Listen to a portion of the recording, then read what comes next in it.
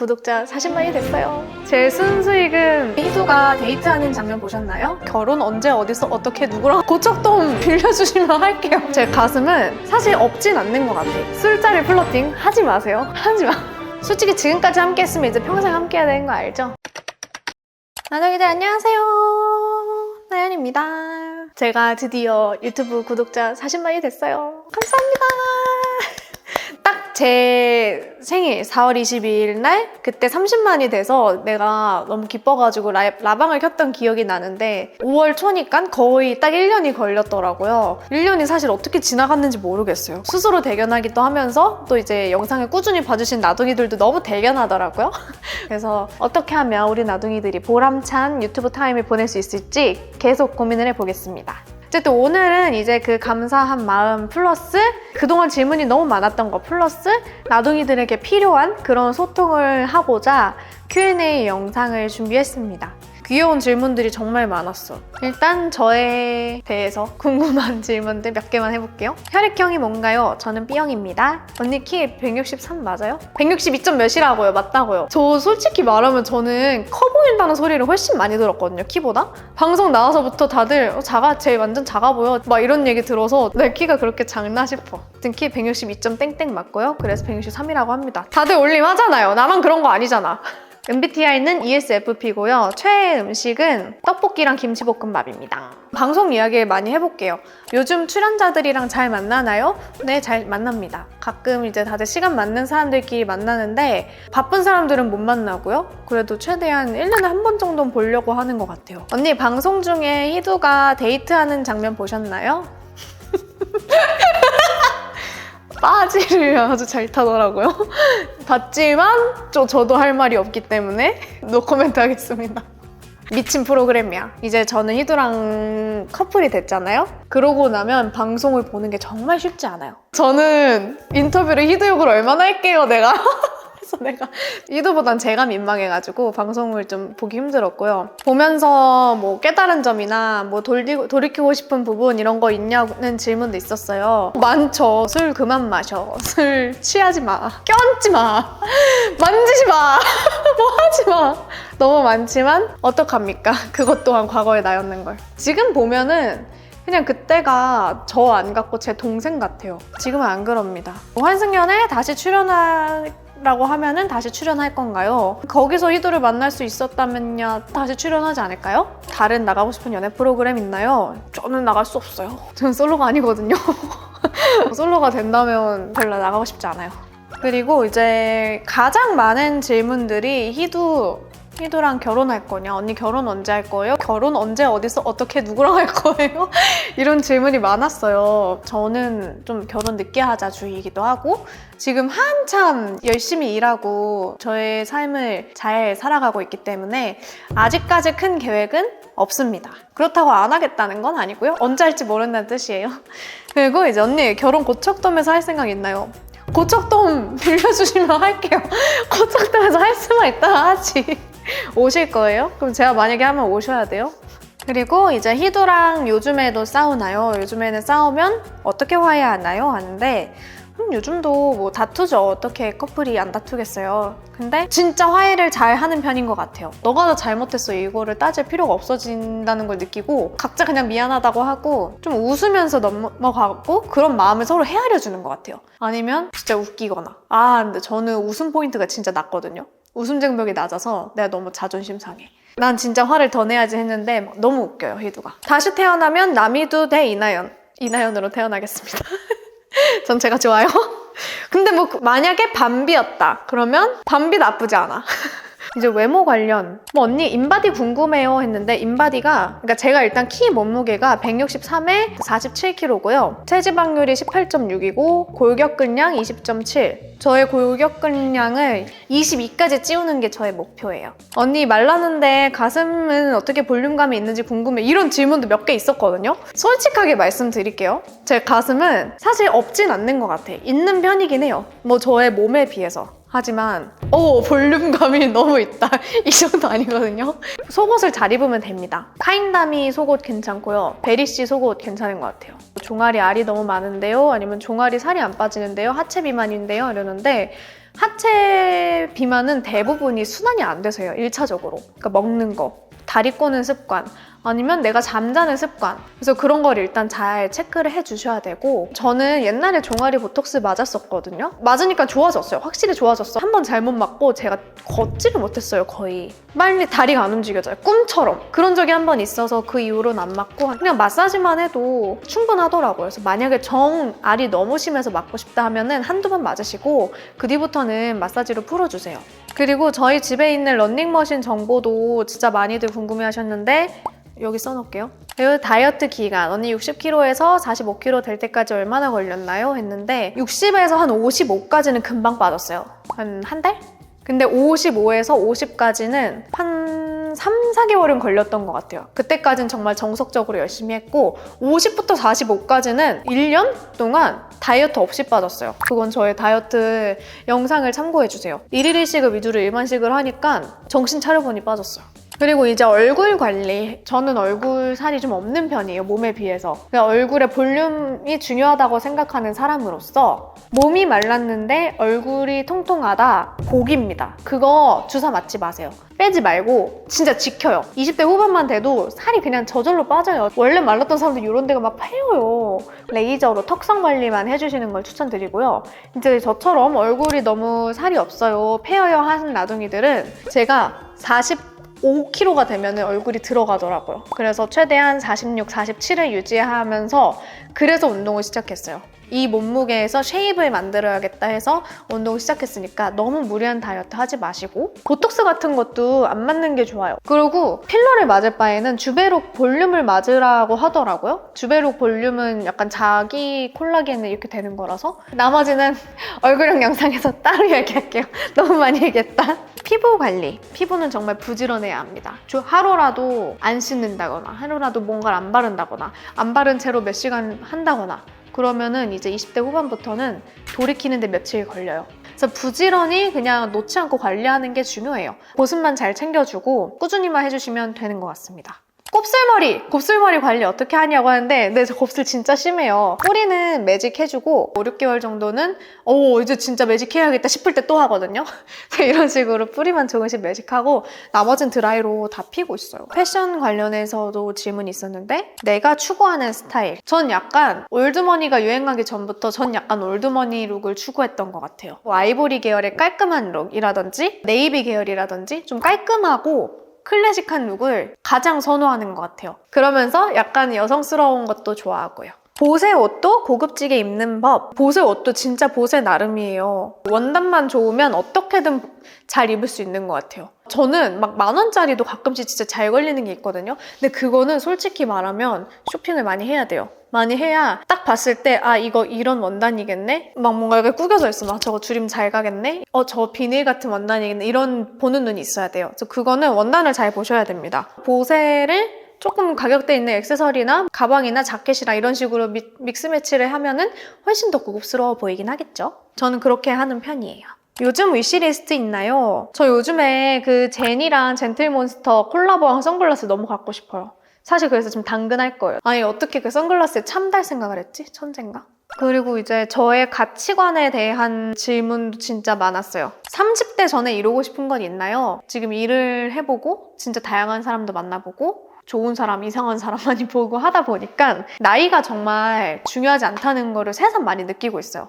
그래서 솔직히 말하면 30대 전에 이루고 싶은 건 딱히 없어요. 이미 저는 지금 저의 삶에 되게 만족하고 있고 더 욕심내고 싶지 않고 항상 주어진 거에 감사하면서 최선을 다하면서 행복하게 살면 그게 되는 거 아닐까요? 도전하고 싶은 거는 이제 외국어를 빨리 배우고 싶어요. 영어 공부랑 제2외국어 공부를 조금이라도 머리가 싱싱할 때, 내가 쌩쌩할 때 배우고 싶은 욕심이 있습니다.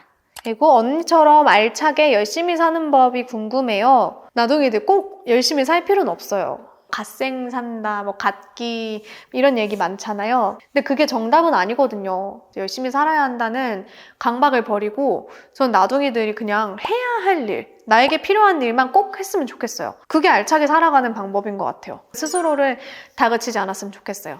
해야 할 일만 잘하자. 20대에게 꼭 말해주고 싶은 것, 20대 초반은 내가 지금 돌이켜 생각해보면요, 성인이라고 생각하는 고등학생인 것 같아. 많이 미숙했고 많이 어렸고 많이 귀여웠어요. 20대 초반에는 훨씬 더 내가 하고 싶은 거를 마음껏 해도 어느 정도 사회에서 용인해 줄 수 있기 때문에 내가 하고 싶은 거를 조금 더 마음껏 많이 해봤으면 좋겠어요. 눈치 보지 말고. 20대 후반, 이제 저 20대 후반이니까 나둥이들에게는 같이 힘내자 청년아. 아직도 나는 내가 이른 나이라고 생각해요. 그래서 뭔가를 도전하거나 나 너무 늦지 않았나? 퇴사해도 되나? 이런 고민이 있으신 나둥이들은 절대 늦지 않았고 30대 때도 늦지 않았어요. 그냥 뭐든지 지금 도전하는 게 맞는 것 같아요. 세상에 늦는 게 어딨어. 그러니까 나이는 중요하지 않아. 잘하면 돼. 아이돌을 하고 싶다. 그러면 안 되겠지. 아이돌은 안 되겠지요. 근데 다른 것들은 내가 잘하면 돼요. 그러니까 늦었다는 생각하지 말고 도전하세요. 언니 악플 어떻게 대처하세요? 하는데 이제 악플 잘 안 달리는 것 같은데 잘 안 보나? 내가 다 찾아냈어. 저희 유튜브는 청정지역이거든요. 혹시 이걸 보고 계시는 악플러 분들 죄송하지만 당신의 댓글은 저에게 보이지 않습니다. 일단 저는 악플은 이제 좀 애써서 안 보려고 하는 편이에요. 딱 봐도 욕이 있을 것 같은 게시물 있어. 저번에 진짜 웃긴 게시물 봤는데 민효린 닮은 이나연 살면서 제가 민효린 닮았다는 소리를 처음 들어봐요. 근데 그런 게시물 보면 사실 어떤 댓글이 있을지 뻔히 보이잖아요. 그래서 그런 거는 이제 애써서 안 보려고 노력하는 편이고, 근데 오히려 나둥이들이 언니가 이렇게 했는데 이게 좀 아쉬워요. 이래서 속상해요. 근데 그분이 진짜 나둥이인 것 같아. 그러면 너무 속상해요, 저도. 안티들의 악플보다는 나둥이들의 피드백이 더 마음 아프다. 하지만 그건 더 저 잘되라고 하는 말들이니까 깊이 새겨 듣고 있습니다. 대부분 누군가에게 나쁜 말을 한다든지 뭐 악플을 단다든지 이유 없는 트집을 잡는다든지 이거는 그 사람의 결핍일 가능성이 크다고 했잖아요. 그래서 그런 것들은 좀 많이 이해를 하려고 하는 편이에요. 이제 좋아하는 것과 잘하는 것 중에서 어떤 걸 해야 될지 모르겠어요. 이런 질문이 있었는데 제가 요즘 읽는 책이랑 같이 이야기를 해드릴게요. 제가 요즘에 읽는 책이 이토록 멋진 휴식이라는 책이거든요. 이 책이거든요. 책 리뷰는 조만간 할게요. 이 책에서 보면은 마냥 일을 안 하는 게 휴식이 아니에요. 일 너무 많이 해서 쉬어야 되고 침대에 누워있잖아요. 그거가 휴식이 아니라는 거예요. 잘하는 거는 일할 때 하고 휴식할 때는 좋아하는 거 하라고 했어요.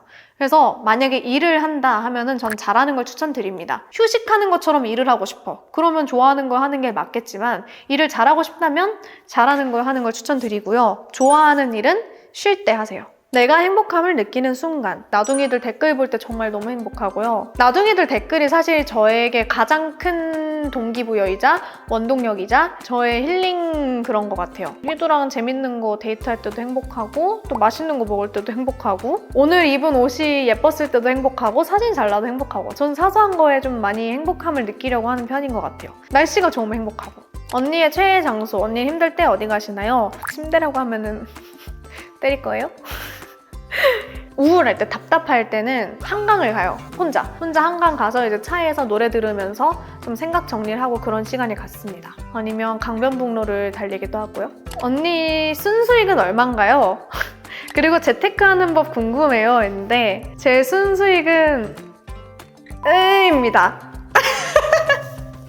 너무 어그런가? 그냥 먹고 살게 법니다. 저도 저축을 열심히 하고 있어요. 재테크 그 질문을 많이 주셨는데 저는 적금을 정말 많이 들었어요. 적금을 한 5개 들고 한 달에 버는 거를 70% 이상을 다 들이붓고 있어요. 적금으로. 제가 생각해놓은 그 선까지는 열심히 예금과 적금을 통해서 모으고 그 뒤로부터는 투자를 좀 해보려고 해요. 30대쯤에 이루고 싶은 거 생각났다. 투자해보고 싶어요. 투자.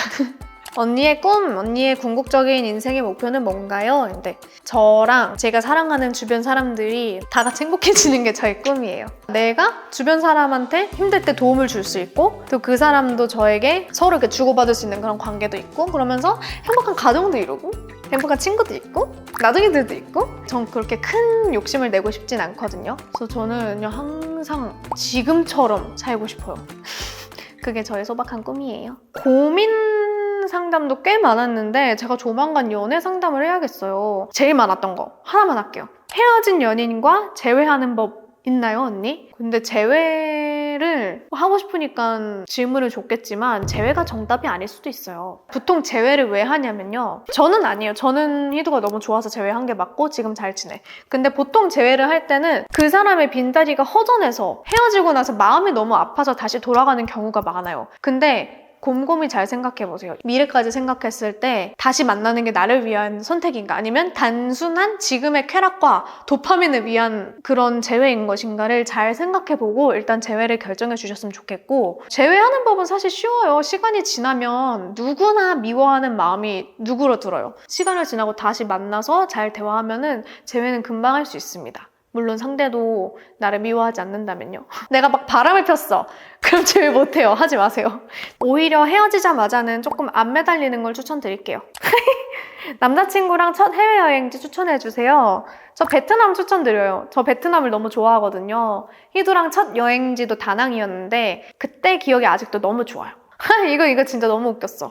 언니 플러팅 하는 법 알려주세요. 특히 술자리 플러팅. 일단 술자리 플러팅 하지 마세요. 그거 아니에요. 하지 마.